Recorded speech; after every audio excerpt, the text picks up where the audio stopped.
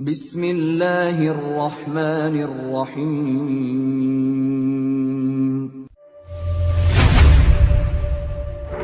يا أيها الذين آمنوا ادخلوا في السلم كافة.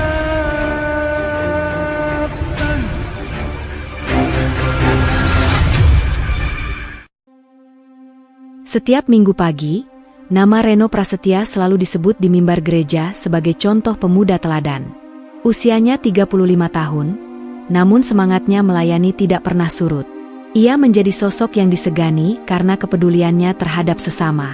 Hampir setiap minggu ia memimpin paduan suara, mengatur kegiatan sosial, dan menjadi pembicara di pertemuan remaja gereja.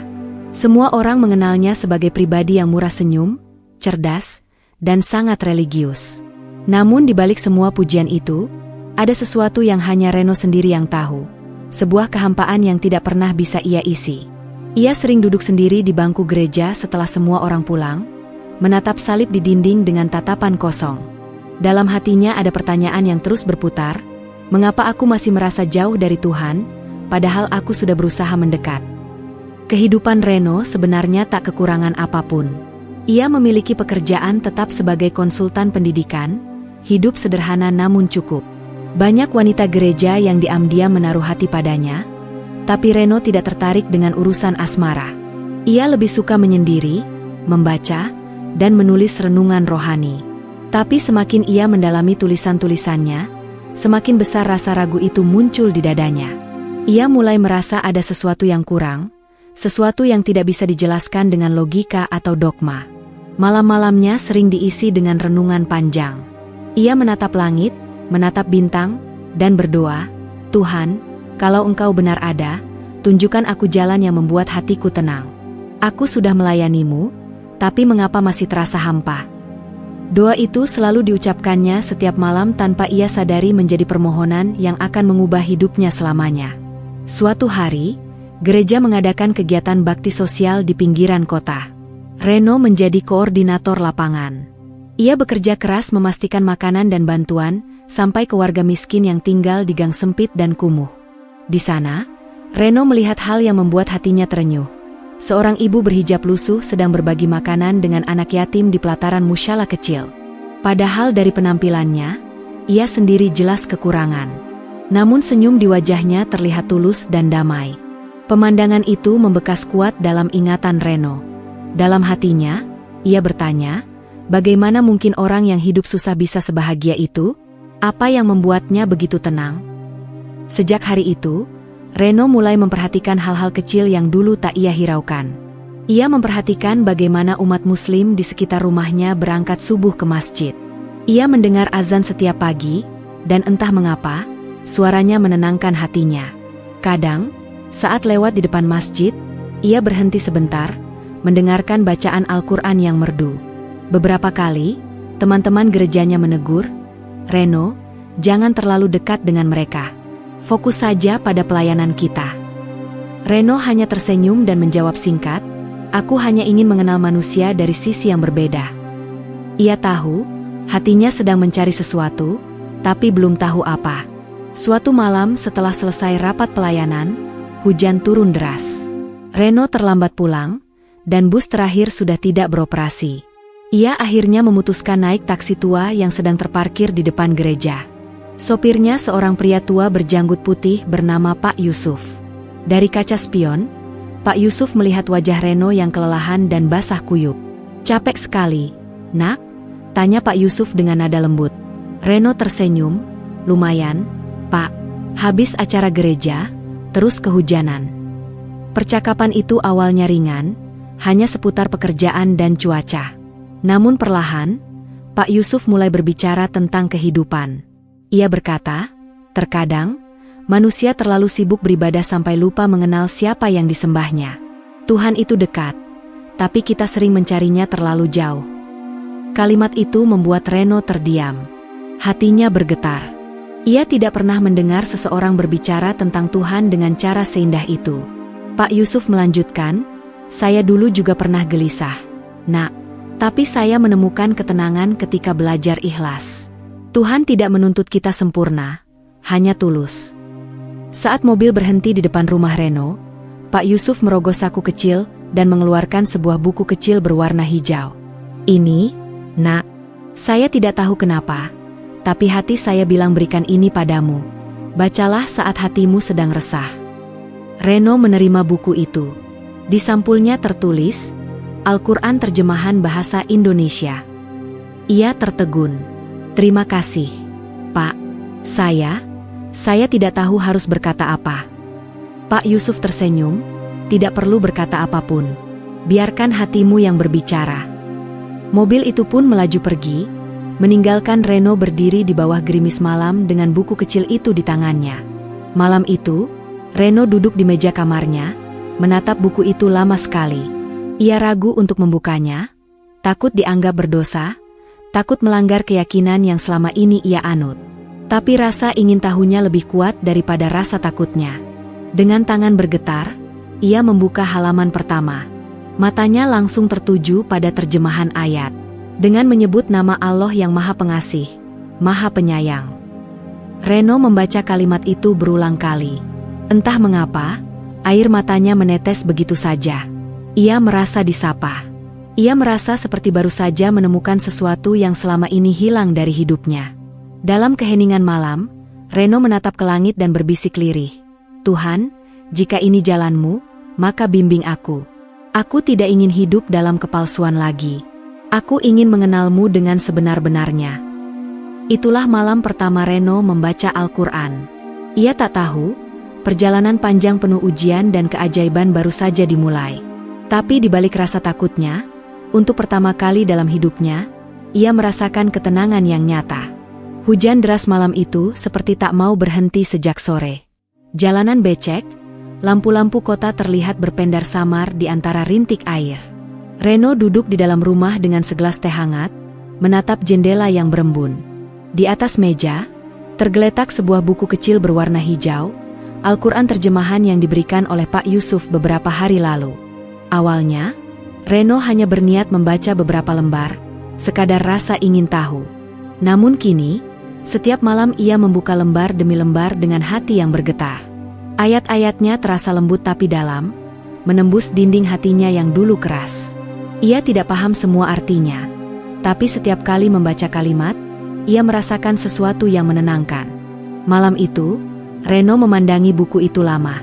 "Kenapa setiap kali aku membacanya, aku merasa seolah Tuhan sedang bicara langsung padaku?" gumamnya pelan. Ia sadar, perasaan ini bukan sekadar rasa kagum, tapi panggilan hati. Hari-hari berikutnya, Reno menjadi lebih pendiam. Ia tetap menjalankan rutinitas di gereja, tetapi sering melamun ketika mendengar khotbah. Kata-kata yang dulu membuatnya bersemangat kini terasa hampa. Ia tidak berani bercerita pada siapapun, bahkan pada sahabat terdekatnya di gereja. Dalam hatinya, ada rasa bersalah, tapi juga rasa damai yang aneh. Suatu sore, Reno kembali bertemu dengan Pak Yusuf di terminal kecil dekat kantornya. Ia tak sengaja melihat sosok tua itu sedang menunggu penumpang. Reno segera menghampiri dan tersenyum. "Pak Yusuf, masih ingat saya?" sapanya riang. Pak Yusuf menoleh, lalu tertawa kecil. "Tentu, Nak Reno. Wajahmu masih saya ingat. Bagaimana kabarmu?" "Baik, Pak. Dan saya sudah membaca buku yang Bapak kasih." Pak Yusuf mengangkat alis, lalu tersenyum hangat. "Oh ya? Apa yang kamu rasakan?" Reno menatap jalanan yang mulai basah oleh gerimis. "Aneh, Pak. Setiap saya baca, dada saya terasa sesak, tapi sekaligus tenang. Seperti ada sesuatu yang dibersihkan dari dalam diri saya." Pak Yusuf menepuk bahunya lembut. "Itu tanda hatimu sedang hidup, Nak. Tuhan sedang mengetuk. Hati yang bersih akan merasakan panggilannya, meski pelan." Mereka duduk di bangku kayu dekat warung kecil. Dari kejauhan terdengar azan maghrib menggema lembut. Reno menoleh, mendengarkan dengan saksama. Suara itu menggetarkan hatinya. "Indah sekali, Pak, seperti suara yang menenangkan," ucap Reno tanpa sadar. Pak Yusuf tersenyum, "Itu panggilan untuk sholat. Panggilan bagi siapapun yang ingin mengingat Tuhan. Bukan hanya untuk Muslim, tapi untuk setiap hati yang ingin mendekat kepadanya." Reno terdiam. Kata-kata itu mengalir seperti air jernih ke dalam pikirannya. Dalam benaknya, ia teringat saat-saat dirinya berdoa di gereja. Ia sadar, selama ini ia sering berdoa dengan pikiran, bukan dengan hati. Ia berdoa karena kebiasaan, bukan karena kebutuhan jiwa. Malam itu, Reno pulang dengan langkah lambat. Ia merenungkan ucapan Pak Yusuf sepanjang jalan. Setibanya di rumah, ia menyalakan lampu kamar dan kembali membuka Al-Quran. Ia membaca surah Al-Baqarah ayat 286. Allah tidak membebani seseorang melainkan sesuai dengan kesanggupannya. Reno menutup matanya. Air mata menetes perlahan di pipinya. Jadi, semua yang aku alami, semua rasa hampa ini, bukan hukuman, tapi bimbingan, bisiknya pelan. Hari-hari berikutnya, Reno mulai membaca Al-Quran setiap pagi sebelum bekerja dan setiap malam sebelum tidur. Ia merasa seperti menemukan rumah baru di setiap ayat yang dibacanya. Ia belum memahami seluruh maknanya, tapi ia tahu hatinya semakin damai. Suatu malam, setelah selesai membaca, Reno menatap cermin dan melihat wajahnya sendiri. "Mengapa aku merasa menjadi orang baru, padahal aku belum berubah apapun?" tanyanya dalam hati. Lalu, dengan nada lembut, ia berkata pada dirinya sendiri, "Mungkin karena hatiku sedang belajar jujur." Keesokan harinya, Reno memberanikan diri menemui Pak Yusuf lagi. Ia ingin tahu lebih banyak. Mereka bertemu di warung sederhana di pojok pasar. Suasana ramai, tapi percakapan mereka terasa hangat dan dalam. "Pak, saya ingin tahu, mengapa Bapak bisa begitu yakin dengan apa yang Bapak yakini?" tanya Reno penuh rasa ingin tahu. Pak Yusuf menatap Reno dengan mata teduh. "Karena saya pernah kehilangan arah. Nak, dulu saya sombong, merasa tahu segalanya tentang agama. Tapi hidup membuat saya jatuh. Di titik terendah, saya belajar satu hal, Tuhan tidak butuh pengakuan, tapi kejujuran hati." Reno mengangguk perlahan. Kata-kata itu menancap dalam. Ia sadar, selama ini ia sering berusaha terlihat saleh, tapi jarang benar-benar jujur pada dirinya sendiri. Pak Yusuf menambahkan, "Kalau kamu ingin mengenal Tuhan, jangan buru-buru. Jangan takut pada label, pada orang lain, atau pada pandangan dunia. Kenalilah Tuhan lewat hatimu sendiri. Karena saat hatimu jujur, kebenaran akan datang dengan sendirinya." Reno terdiam lama. Di benaknya, muncul konflik yang sulit dijelaskan. Ia tahu jalan yang ia tempuh mulai menjauh dari apa yang diajarkan di gereja. Tapi di sisi lain, setiap kali membaca Al-Quran, ia justru merasakan kedamaian yang tulus. Malamnya, Reno kembali merenung. Ia menulis dalam buku catatan pribadinya. "Mungkin kebenaran bukan tentang di mana aku dilahirkan, tapi tentang kemana hatiku tertuntun." Kalimat itu menjadi penanda perubahan besar dalam dirinya. Reno mulai memahami bahwa perjalanan spiritual sejati bukan soal nama atau tempat ibadah, melainkan soal hati yang merindukan kebenaran. Dalam beberapa minggu ke depan, Reno semakin dekat dengan Pak Yusuf. Ia sering mengantarnya pulang setelah bekerja, sekadar berbincang atau mendengarkan cerita tentang kehidupan. Dari lelaki tua itu, Reno belajar banyak tentang kesabaran, ketulusan, dan makna cinta kepada Tuhan tanpa pamrih. Suatu sore, sebelum berpisah, Pak Yusuf menatap Reno dan berkata, "Nak, jangan takut pada perubahan yang datang dari hati. Kadang Tuhan memanggil kita lewat jalan yang tak kita duga." Reno menatap Pak Yusuf dengan mata berkaca-kaca. "Saya takut, Pak, takut jika saya kehilangan segalanya." Pak Yusuf tersenyum lembut. "Kalau yang kamu cari adalah Tuhan, kamu tidak akan kehilangan apapun. Nak, kamu justru akan menemukan segalanya." Ucapan itu terus terngiang di kepala Reno sepanjang malam. Ia tahu hidupnya tak akan sama lagi.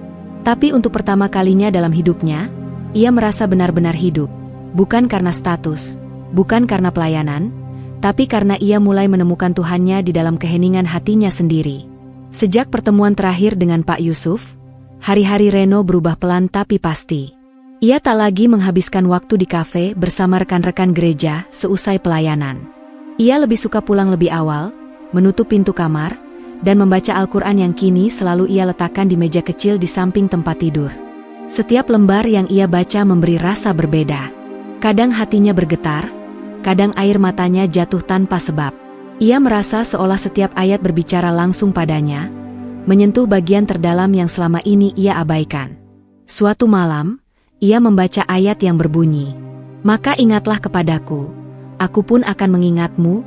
Quran Surat Al-Baqarah 152.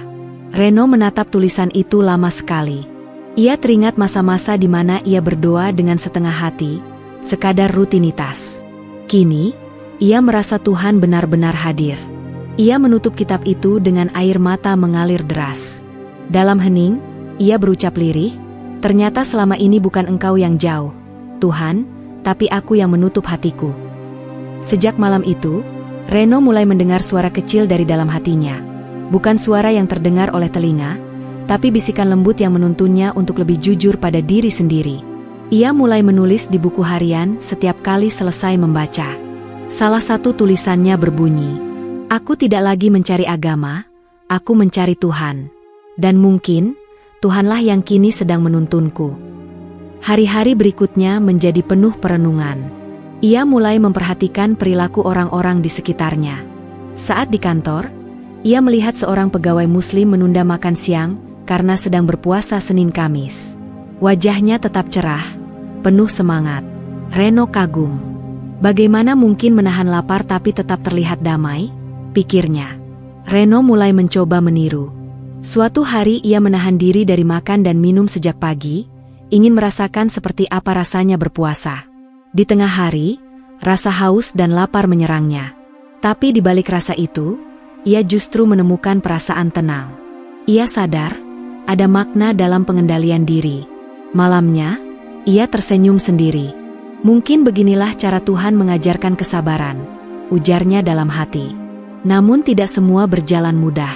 Beberapa teman gerejanya mulai curiga, karena Reno sering absen dari pertemuan dan pelayanan. "Reno akhir-akhir ini beda ya," kata salah seorang temannya, Darius. "Katanya sibuk kerja, tapi aku lihat dia sering sendirian di taman dekat masjid."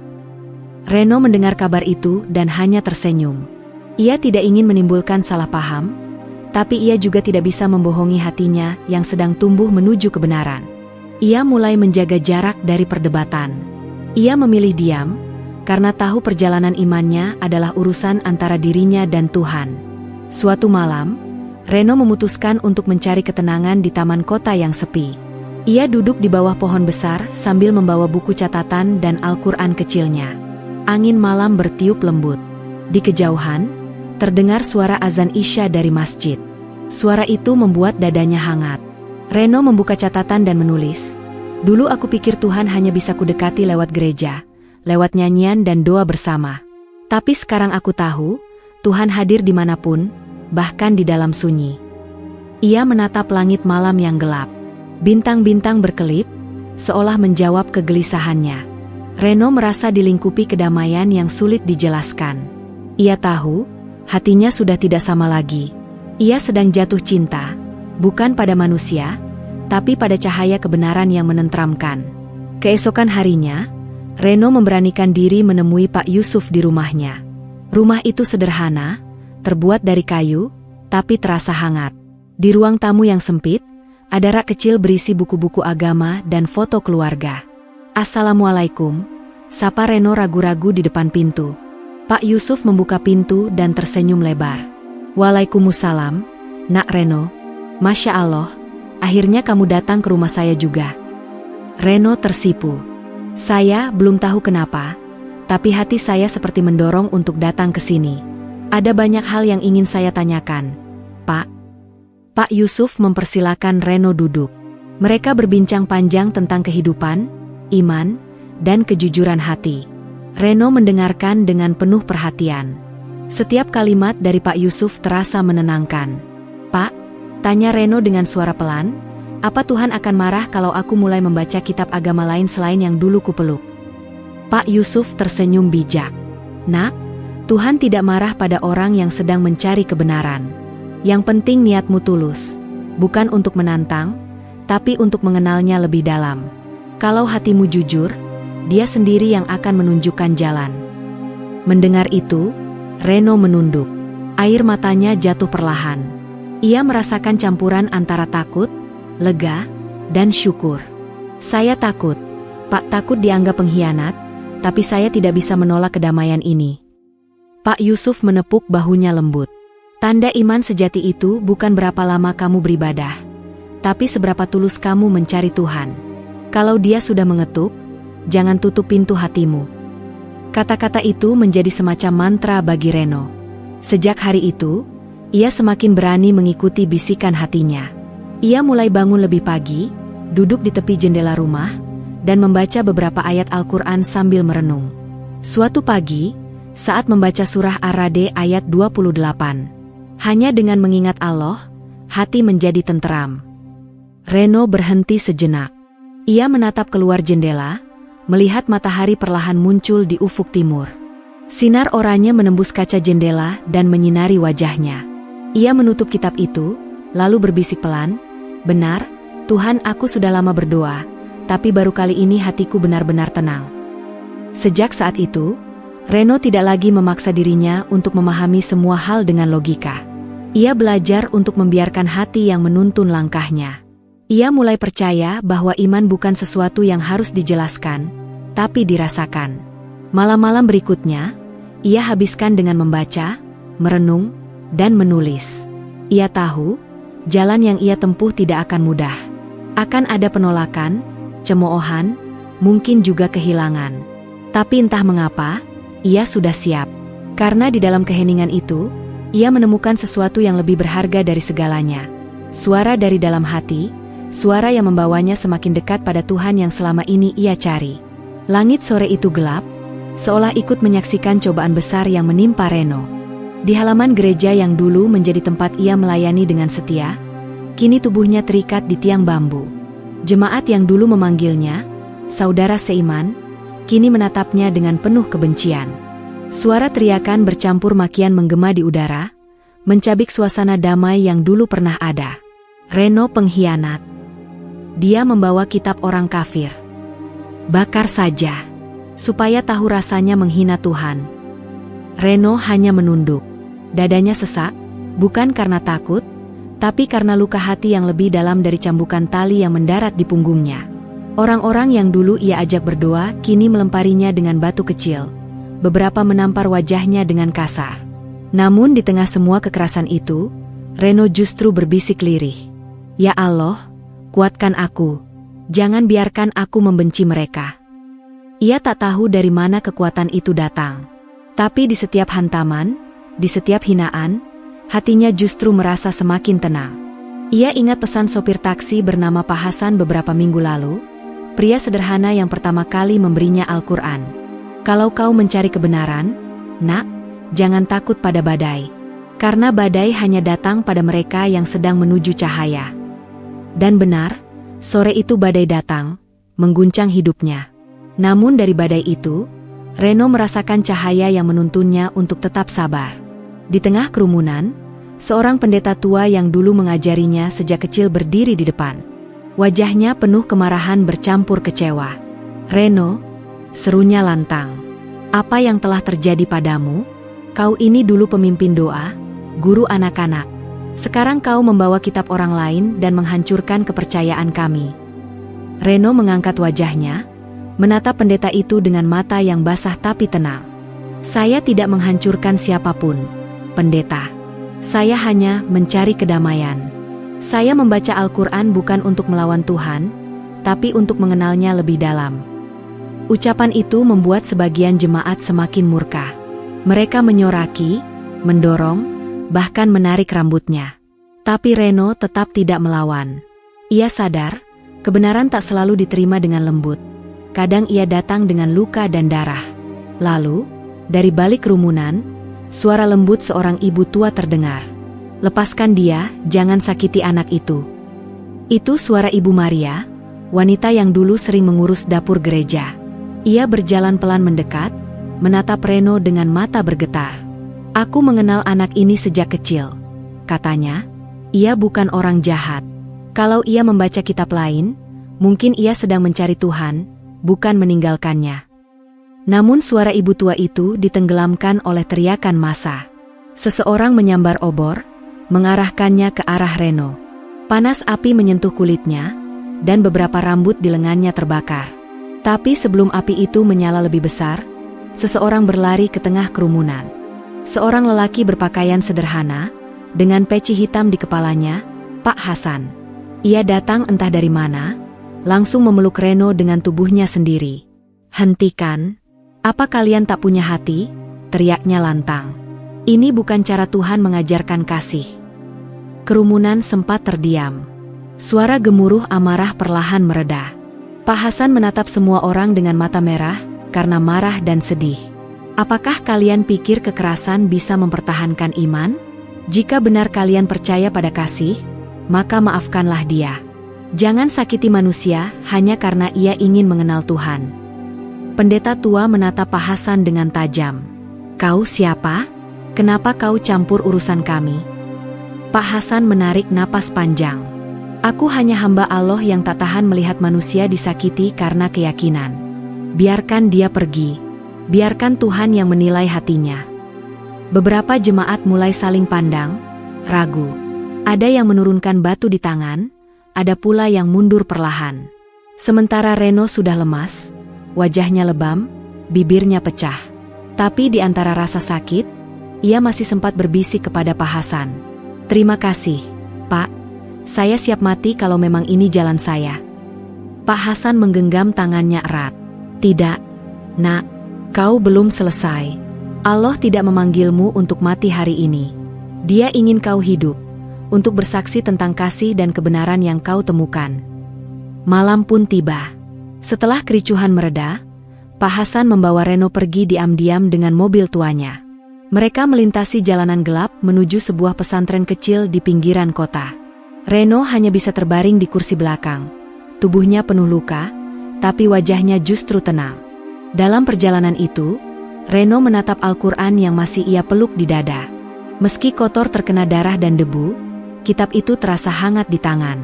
Ia tersenyum lirih dan berbisik, "Aku tak akan melepaskanmu, wahai cahaya.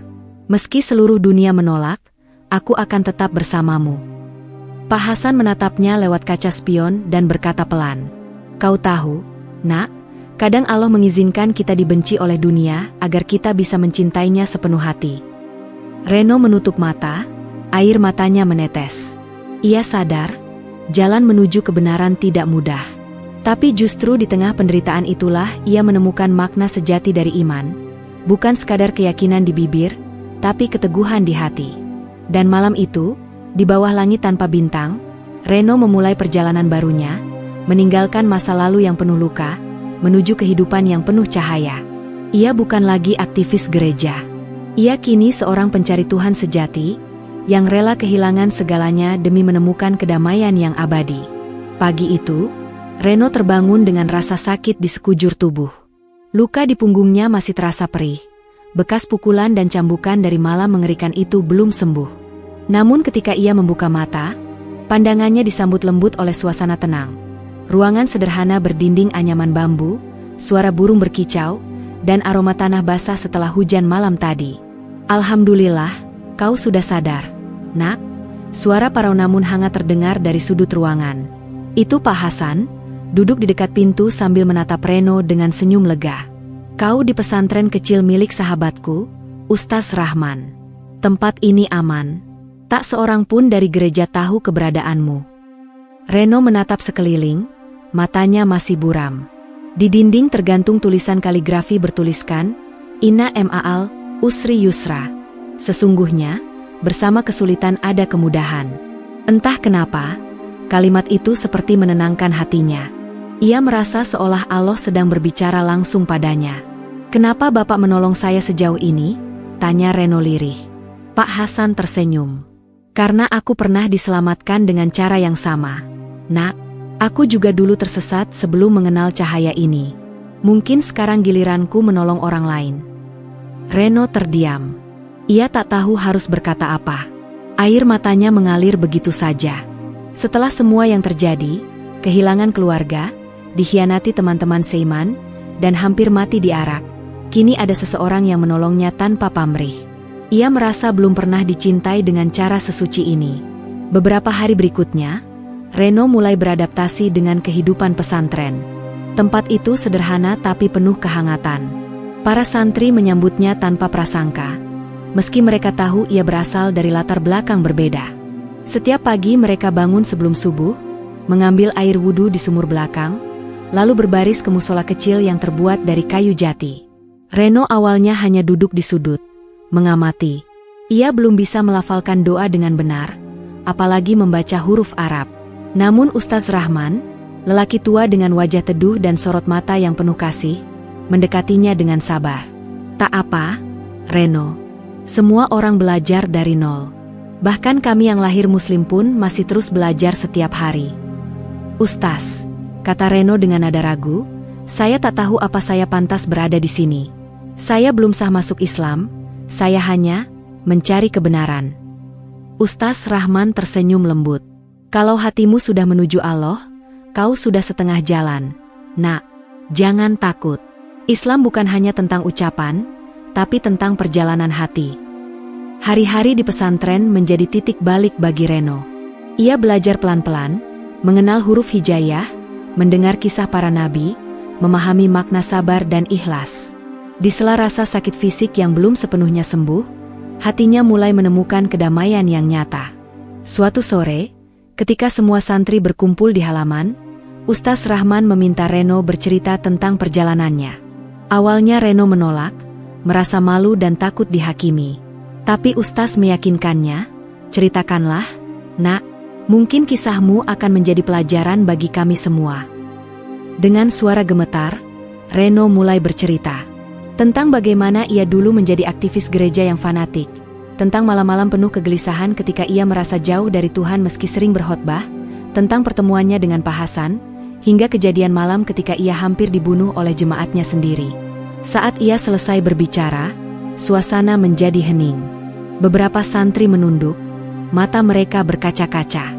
Lalu seorang anak kecil, santri termuda di situ, berkata polos, berarti Allah sangat sayang sama Kak Reno ya.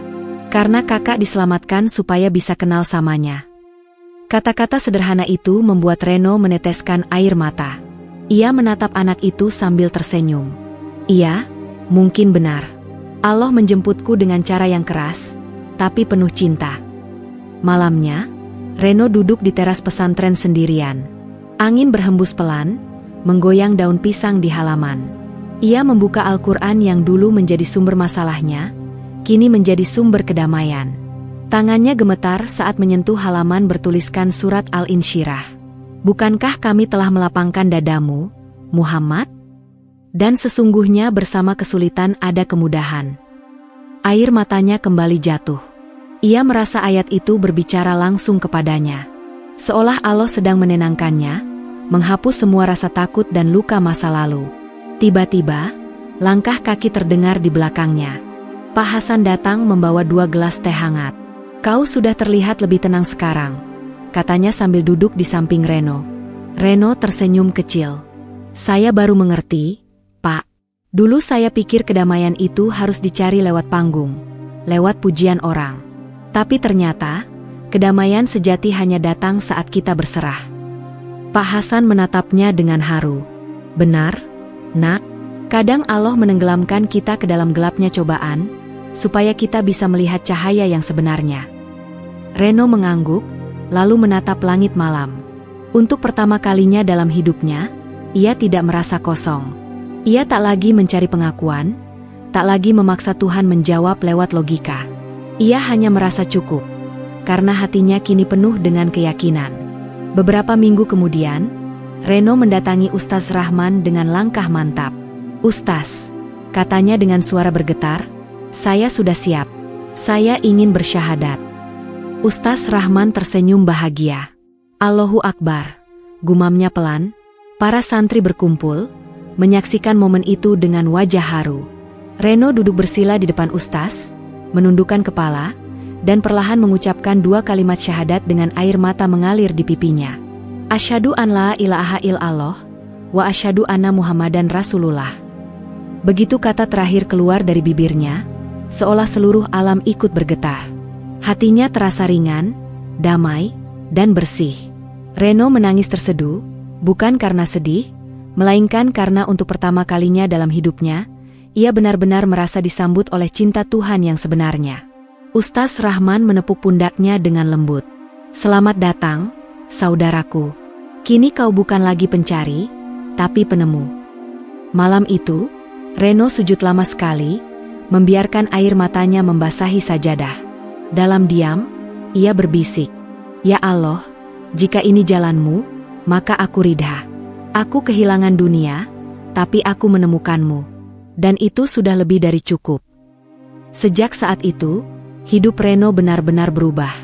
Luka masa lalunya mulai sembuh, bukan karena waktu, tapi karena cahaya iman yang kini menerangi setiap langkahnya. Sudah hampir setahun Reno tinggal di pesantren kecil milik Ustaz Rahman.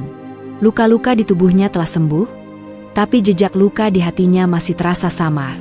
Namun kini, setiap kali ia menatap musola bambu tempat ia dulu pertama kali belajar berwudu, ia hanya bisa tersenyum.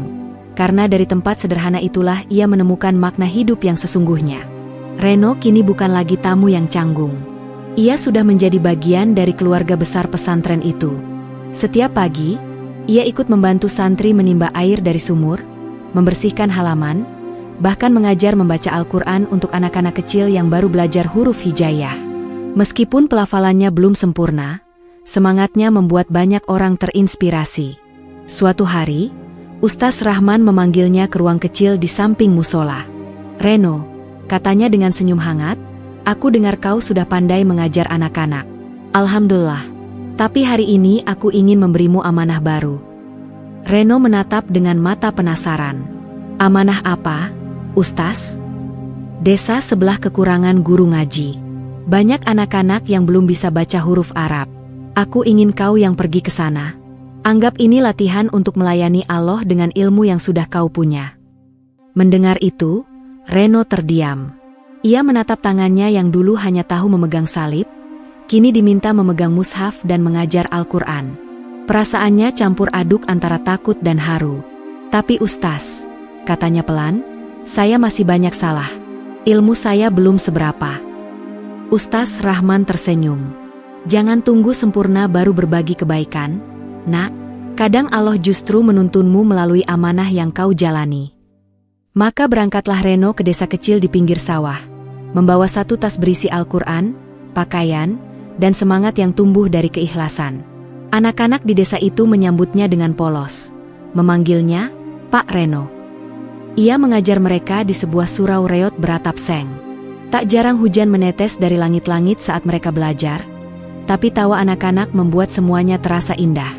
Hari demi hari, Reno mulai dikenal warga sekitar. Mereka tahu ia adalah mualaf, tapi tak seorang pun merendahkannya. Justru banyak yang kagum pada ketulusan dan kerendahan hatinya. Ia tak hanya mengajar mengaji, tapi juga membantu warga memperbaiki surau, menanam sayur, bahkan memperbaiki rumah janda tua yang roboh karena angin. Suatu sore, seorang bapak tua datang ke surau membawa 2 karung beras. "Ini dari kami semua, Pak Reno, sebagai tanda terima kasih." Reno menolak halus. "Terima kasih, Pak. Tapi saya datang bukan untuk mendapat upah. Biarlah semua ini jadi amal saya." Bapak itu menatapnya kagum. "Subhanallah, kau bukan hanya mengajarkan ayat, tapi juga menjalankannya." Reno tersenyum. "Saya masih belajar, Pak. Tapi saya ingin belajar menjadi manusia yang bermanfaat, bukan hanya pandai berbicara tentang Tuhan." Malam harinya, ketika surau sepi, Reno duduk sendiri di depan lampu minyak, membaca Al-Quran perlahan. Ia tak lagi membaca dengan rasa takut seperti dulu. Kini setiap ayat baginya seperti surat cinta, menenangkan dan penuh makna. Kadang ia berhenti, menatap langit, lalu berbisik, "Ya Allah, Engkau telah mengganti luka dengan cahaya. Aku dulu dibenci, tapi kini aku belajar mencintai semua orang tanpa syarat." Suatu malam, ketika ia sedang mengajar, datang seorang tamu tak terduga. Ibu Maria, wanita gereja yang dulu membelanya saat diarak.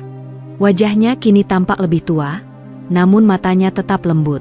Reno terkejut melihatnya. Ia berdiri dan menunduk hormat.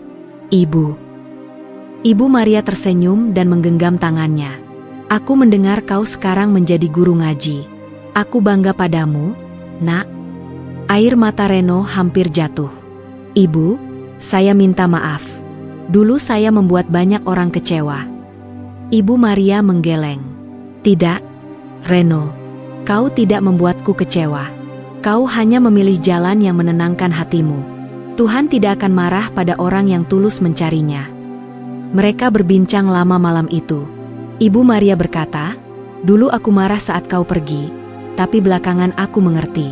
Setiap manusia punya jalan menuju Tuhan, dan mungkin ini jalanmu."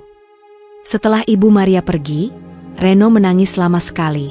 Bukan karena sedih, tapi karena rasa syukur yang dalam.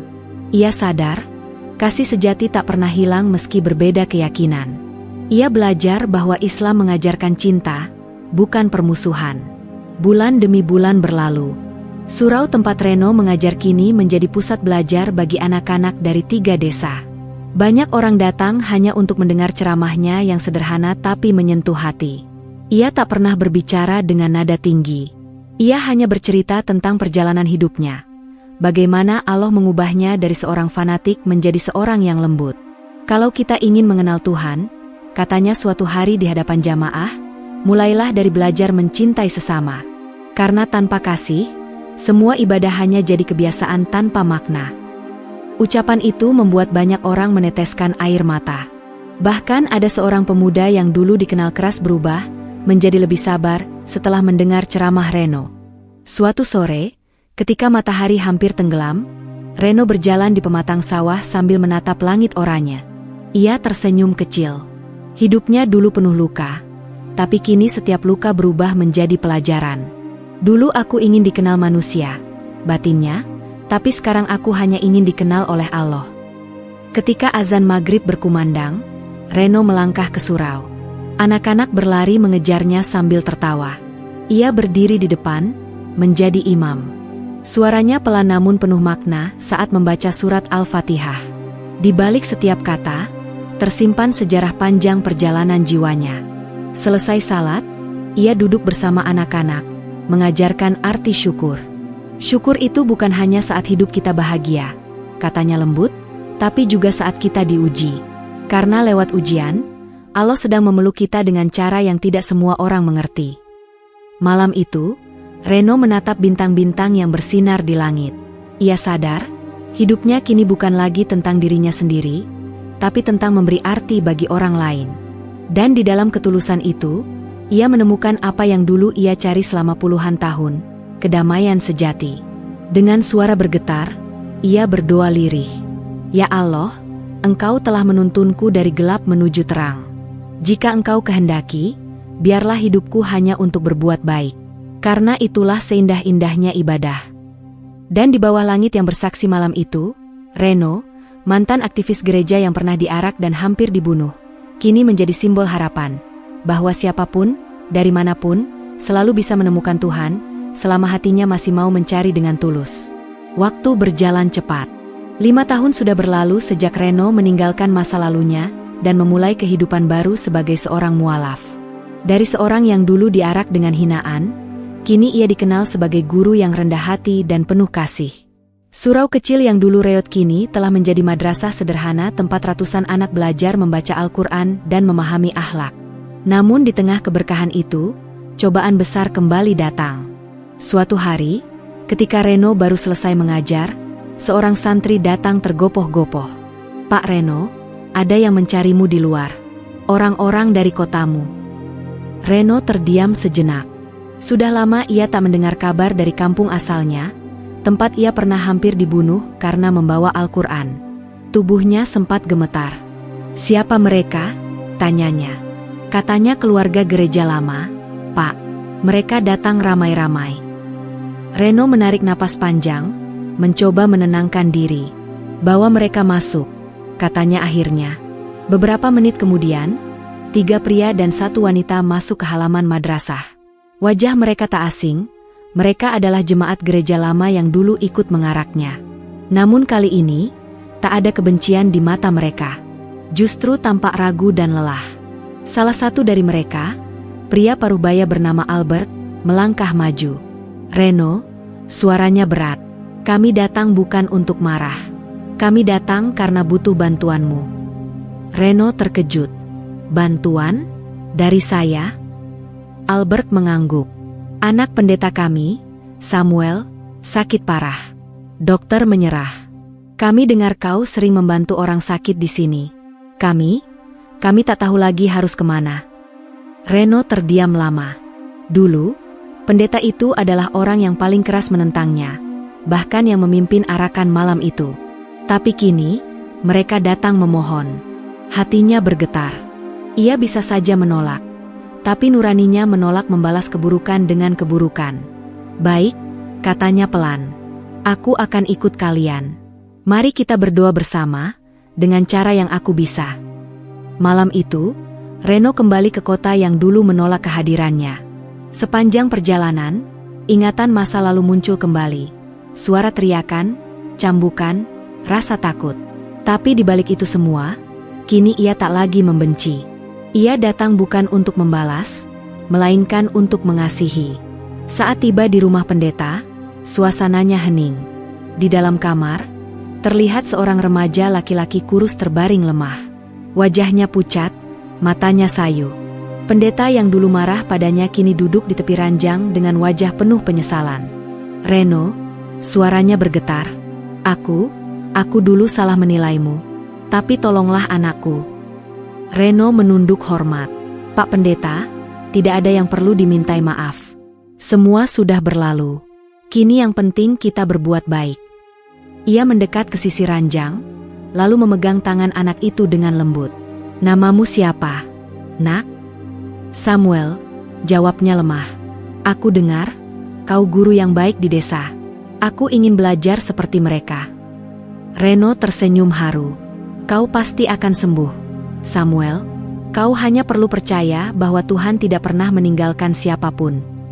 Lalu ia menunduk, membaca doa dalam hati. Tak ada yang ajaib secara kasat mata, hanya ketenangan yang mengalir dalam ruangan itu. Air mata mengalir di pipi sang pendeta, dan perlahan Samuel tertidur dengan napas lebih tenang. Keesokan paginya, saat semua orang sedang bersiap, suara teriakan terdengar dari kamar. Dia sadar. Samuel sadar. Reno masuk tergesa. Benar, Samuel kini duduk di tempat tidurnya. Tersenyum lemah tapi hidupnya jelas lebih baik. Para jemaat menangis haru. Pendeta memeluk Reno sambil bergetar. Kau datang membawa kedamaian yang tak pernah kami pahami. Reno hanya tersenyum. Bukan aku, Pak. Semua karena kasih Allah. Tuhan yang sama yang dulu saya cari dalam gelap, kini mempertemukan kita dalam terang. Sejak hari itu, hubungan antara Reno dan jemaat lama berubah. Mereka tidak lagi membencinya. Bahkan beberapa kali pendeta itu datang ke madrasah untuk berbagi bantuan. Hubungan mereka menjadi jembatan damai antara dua umat yang dulu saling curiga. Namun cobaan lain datang beberapa bulan kemudian. Hujan deras disertai banjir besar melanda desa tempat madrasah berada. Air menggenang hingga lutut, dan banyak rumah warga hanyut. Anak-anak ketakutan, para santri berlarian menyelamatkan kitab suci. Reno berusaha menenangkan semua orang. Jangan panik, bawa anak-anak ke bukit belakang. Ia sendiri tetap di madrasah, memastikan tak ada yang tertinggal. Tapi tiba-tiba, dinding surau roboh diterpa air deras. Balok kayu jatuh menimpanya. Beberapa santri menjerit, "Pak Reno!" Mereka berlari menolong, menarik tubuh Reno dari reruntuhan. Darah mengalir dari keningnya, namun senyum tetap terukir di bibirnya. "Bawa semua orang ke tempat aman," katanya lemah. "Jangan pikirkan aku." Pak Hasan, yang kini sudah menjadi asisten tetap di madrasah, berlari memeluknya. "Tidak, Reno, kau sudah cukup berkorban." Reno tersenyum. "Jika hidupku bisa menyelamatkan orang lain, maka itulah makna sebenarnya dari iman." Malam itu, hujan terus mengguyur.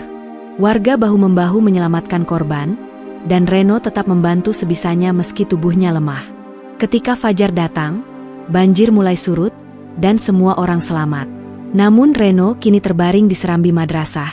Tubuhnya demam tinggi karena luka. Para santri menangis di sekelilingnya. Ustaz Rahman datang dengan wajah sedih. "Reno, istirahatlah dulu, Allah tahu pengorbananmu." Reno menatap langit pagi yang mulai terang. Ustaz, kalau saya tak kuat, jangan tangisi saya. Lanjutkan ajaran cinta ini untuk anak-anak. Jangan biarkan kebencian lagi tumbuh di hati siapapun. Ustaz Rahman menggenggam tangannya erat. Kau tak akan pergi, nak. Kebaikanmu akan hidup di setiap jiwa yang pernah kau sentuh. Beberapa hari kemudian, Reno pulih perlahan. Warga menyebut kejadian itu keajaiban kedua dalam hidupnya. Yang pertama adalah saat ia diselamatkan dari amukan massa, dan yang kedua ketika ia selamat dari reruntuhan. Setelah pulih, ia berdiri di depan santri-santrinya dan berkata, "Kita semua pernah terluka, tapi jangan biarkan luka itu menjauhkan kita dari kebaikan. Karena setiap luka yang kita ikhlaskan akan menjadi jalan menuju surga." Kata-kata itu bergema lama di hati semua orang yang mendengarnya. Reno telah menjadi lebih dari sekadar guru, ia menjadi pelita bagi banyak jiwa yang haus kasih dan damai. Dan malam itu, ketika ia menatap langit penuh bintang, ia berbisik lirih, "Ya Allah, dulu aku disakiti karena membawa kitab-Mu. Kini Engkau jadikan aku pembawa kedamaian. Terima kasih telah menuntunku dari kegelapan menuju cahaya." Dalam kesederhanaannya, Reno telah membuktikan bahwa iman sejati bukan tentang di mana kita dilahirkan, tapi tentang bagaimana kita memilih untuk mencintai Tuhan dan sesama tanpa batas. Waktu terus berjalan.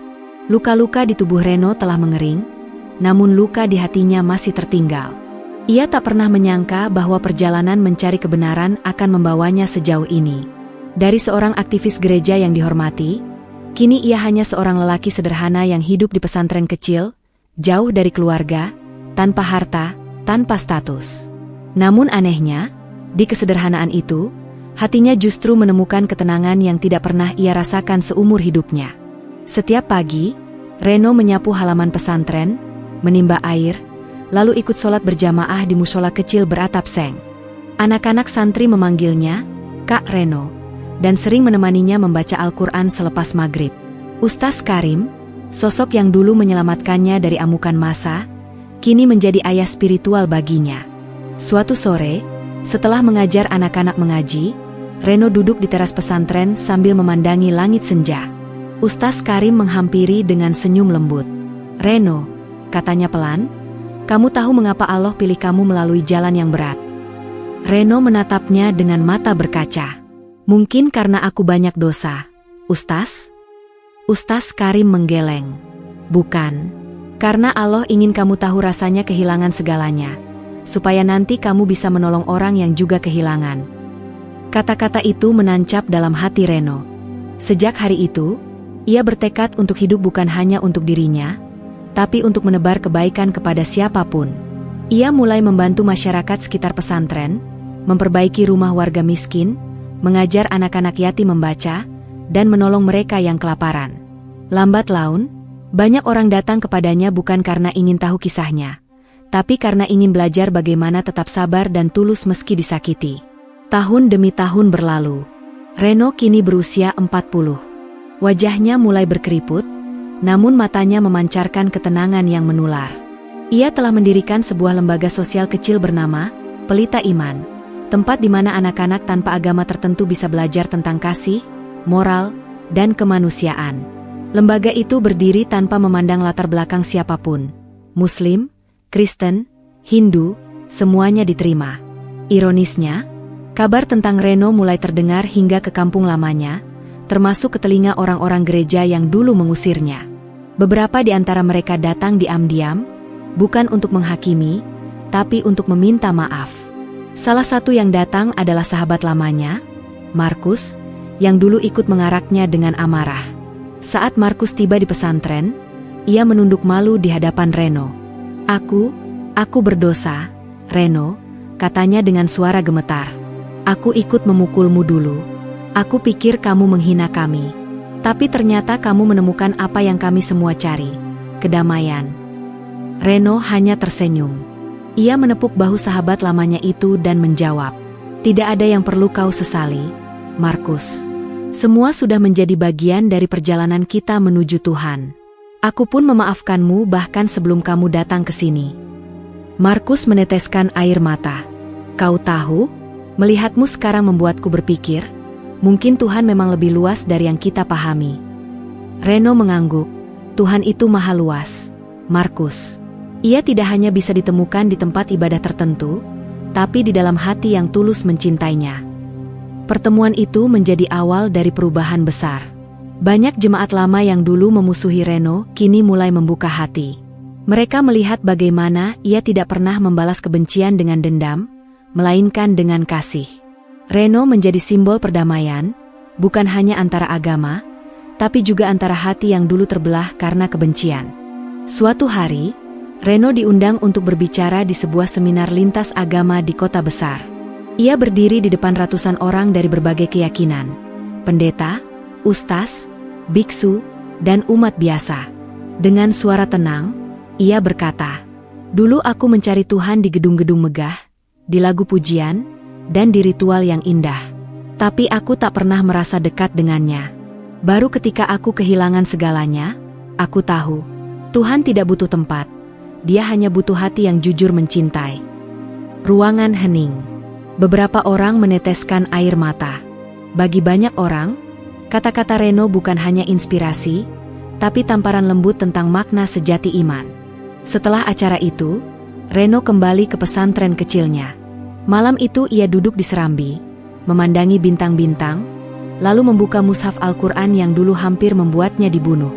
Di dalamnya terselip secari kertas usang berisi doa dari Ustaz Karim. "Ya Allah, jadikan hamba-Mu Reno cahaya bagi hati yang gelap, penyejuk bagi jiwa yang gelisah, dan pengingat bagi mereka yang lupa bahwa Engkau Maha Pengasih."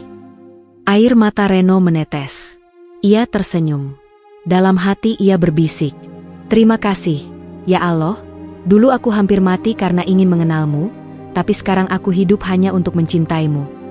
Dari kejauhan, suara anak-anak santri terdengar membaca ayat suci dengan lantunan lembut. Angin malam berhembus pelan, membawa aroma damai yang menyelimuti pesantren itu. Di balik semua luka dan kehilangan, Reno akhirnya benar-benar menemukan apa yang selama ini ia cari. Bukan hanya agama, tapi makna sejati dari ketulusan, pengampunan, dan cinta kepada Sang Pencipta. Kini namanya dikenal bukan sebagai mantan aktivis gereja yang murtad, tapi sebagai Reno Sang Pencerah, lelaki yang mengajarkan bahwa keimanan sejati bukanlah tentang di mana seseorang beribadah, tapi bagaimana ia memperlakukan sesama dengan kasih. Reno menatap langit yang semakin gelap, lalu menutup Al-Quran itu dengan hati penuh syukur. "Tuhan," bisiknya lembut, "terima kasih telah menuntunku melalui jalan yang menyakitkan agar aku bisa sampai pada kedamaian yang abadi." Dan malam itu, di bawah sinar bulan yang tenang, kisah perjalanan seorang mualaf berakhir bukan dengan kesedihan, tapi dengan cahaya yang lahir dari pengorbanan, cinta, dan keteguhan iman.